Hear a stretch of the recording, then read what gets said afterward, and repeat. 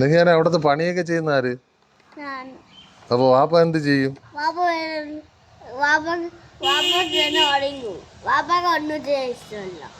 വാപ്പ എന്താണ് അവിടെ ഇപ്പൊ ചെയ്യുന്ന പണി?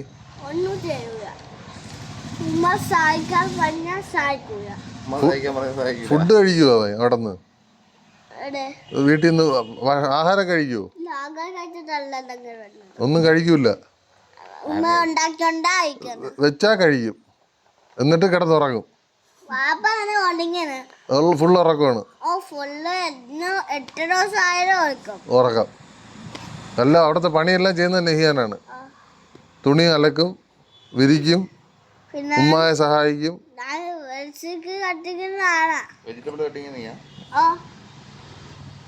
വാപ്പായ നിനക്ക് ഇടയ്ക്ക് ചന്തയിലെങ്കിലും പറഞ്ഞു വിട്ടൂടെ മീൻ മേടിക്കാൻ?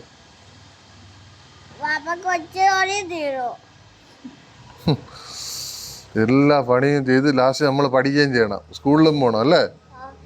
കഷ്ടപ്പാടടാ മോനെ. വാപ്പാടെ പേരെന്താണ്? മുബീൻ.